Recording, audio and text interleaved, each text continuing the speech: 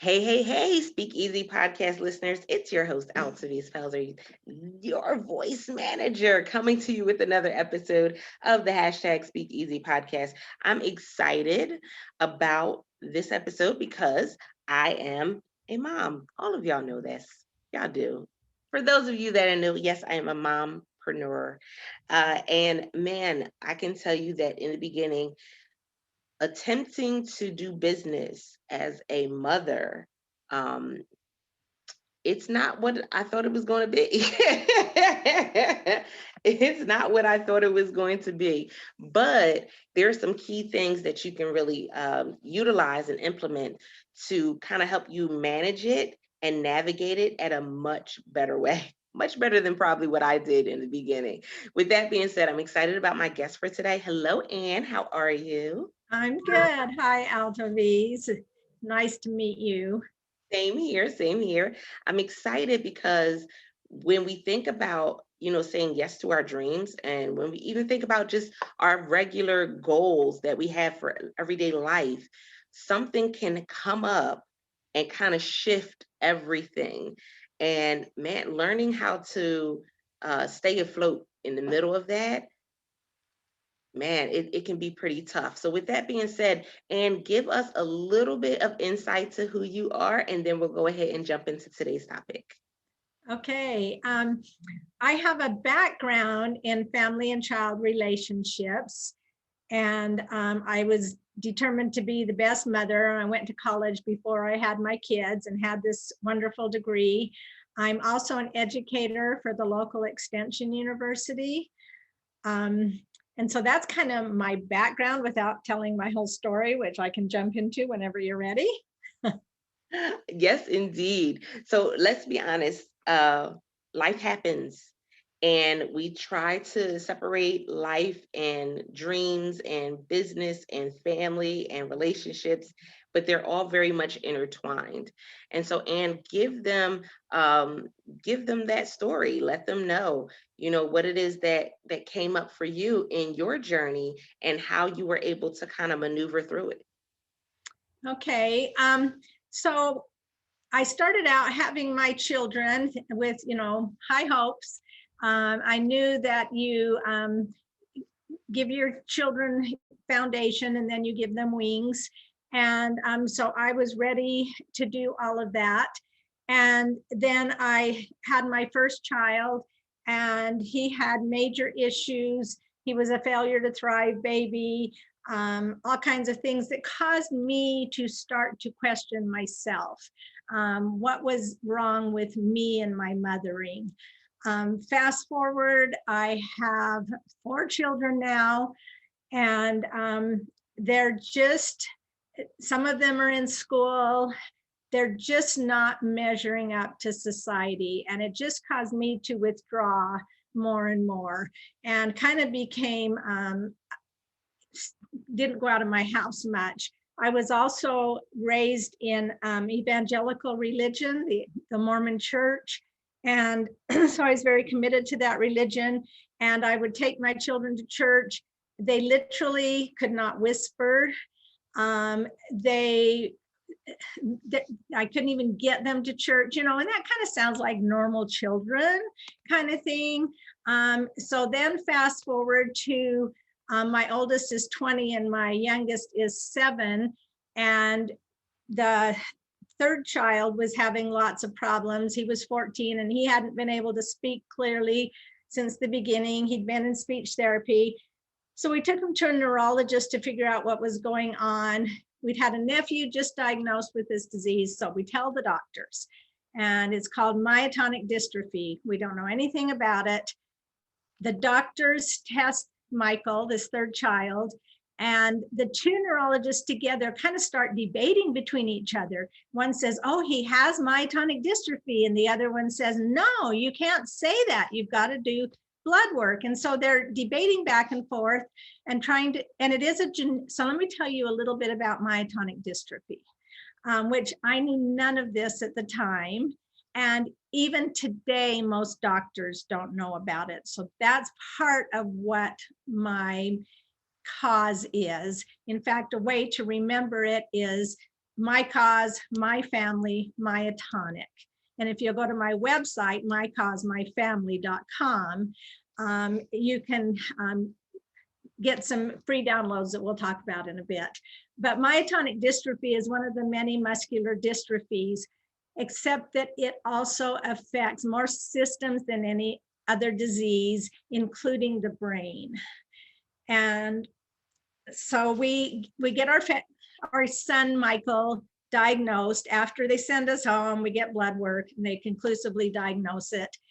So myotonic dystrophy is genetic, which means it comes through me or my husband, but neither one of us have any symptoms. So first they test the children, they find out that all of our children have it. And so then they find out that it's through my husband. But they say, okay, we know that you shouldn't get anesthesia. Other than that, we don't know much about it. So go your merry way. Be glad you got this one instead of the other muscular dystrophies. So this was many years ago, and that is what started my cause to figure this disease out. Shall I keep going? That right there it's a lot, because when we talk about, even though it's at this point it's 2021, there are still many diseases that we don't have a clear understanding on. And it's unfortunate because if we don't have a clear understanding on what the disease is, then that also means we don't have a clear understanding on how to maneuver through it, how to handle it. And so with having not one, not two, but all of your children diagnosed, that puts a even heavier weight on you as a parent, because not only is my child diagnosed, but we don't even know what this diagnosis means. Like, we don't even know how we're going to handle that. And so how were you able to maneuver through that? There was a lot of deep internal struggle and drama and pain. I did a lot of withdrawing from all of our social structures. We eventually left our religion. Our kids just couldn't measure up. And for a lot of time, we didn't know why, but then eventually we got the name of the disease. It was just very isolating. Even my husband just kind of thought it was just humor Ann, she just wants to be this mother, so let her dote on her kids kind of thing. And so and it's through our in-laws, and they don't want to acknowledge it, and not that it's about blame, but I felt shunned everywhere. So I got caught up in this myotonic community that I found out a few years later there was a support group in California.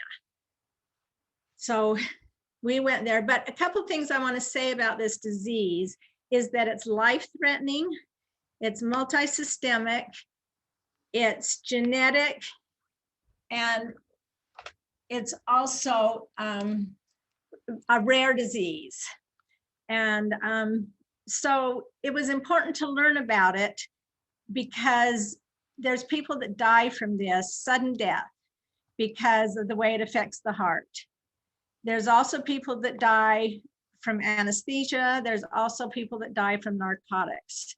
And so I was on a mission to not only learn about it, but to educate other people that had it, because they also needed to know this. So that's how I dealt with it. And it took me on an incredible path, because it took me out of my religion, my core religion. I would not give up this experience, though I would if it would make it so my kids didn't have to go through it. But I have found my God. I have found who I am. I have gotten really centered, and I find the miracles daily in my life because of having to find a different avenue than my upbringing that I had. And I know that's a lot to handle. And so when we think about this, and SpeakEasy Podcast listeners, you'll definitely understand this. There has to be stuff that you're taking care of for the family, And if you're doing a business, stuff for the business. If you're working a job, stuff for the job. But then at some point, there has to be a moment where we take care of us. And so talk about what that really felt like for you, or what that process became for you, and as you were going through this whole transition. As I went through it, I'm glad that I had my background in family and child relationships. And so I intuitively did some things, and I wasn't able to put words to it for many years. But I've recently put words to it, and it's called you're creating your personal self-care formula. And you can go to my website, which is mycausemyfamily.com, and download the free PDF. It really takes you to the point of figuring out at the core level of yourself what you're neglecting. And it's those core needs that it's not saying, oh, I need a bubble bath. That doesn't fix anything. But it's finding out what your core needs are, and they're very personal to each of us. And so my core needs were connection with others. So I started a little Avon business, which gave me a way to connect with my community that had religiously told everybody in our community not to interact with us. But now that I had my Avon book, they would talk to me. So I needed that. That was something that helped me. And so my journey was figuring out what fed my core needs, so that then I could be what I needed to be for my family. I love that. Speak easy. This is why we have conversations like this, because I want you to see that it goes well beyond what we thought we needed. It goes well beyond, the situation that we're going through, because sometimes it may be some simple things that we can implement for us to be able to kind of set ourselves back on track and get in motion. And so with that being said, what is next for you, Anne? I know that you said you've been educating people about this disease, and trying to get the word out, not only for those who have the disease, for the families. So what's next for you? To educate even deeper about, so this disease affects the frontal temporal lobe, which causes the sufferers to be withdrawn, apathetic, and isolated, and they don't even have the wherewithal to seek help. And so I'm participating in a couple of different programs that can hopefully help study the way that they work, so that we can maybe find ways to help connect them. And my other thing is, I would like to inform people about others that have cognitive diseases. And by understanding them, you might not be so afraid of them, and might be able to be a little more inclusive. I love that. This is what it is all about, giving people a platform and a space to be able to have their voices heard. So, Anne, let them know how they can connect with you to get more information, and where they can get the book from as well. Okay, thank you. So you can go to my website, mycausemyfamily.com. You can also find my book on Amazon. It's Surviving Myotonic Dystrophy. So easy catchphrase, my cause, my family, myotonic, if that will help you remember it. Surviving Myotonic Dystrophy by Ann Woodbury. Thank you again, guys. Go make sure that you purchase a copy of the book, read it, review it, and share it out. And listen, it's about education. Once we know better, we can definitely do better. And then we can show up to serve somebody else. With that being said, I appreciate each and every one of you, because without you, there would be no SpeakEasy Podcast.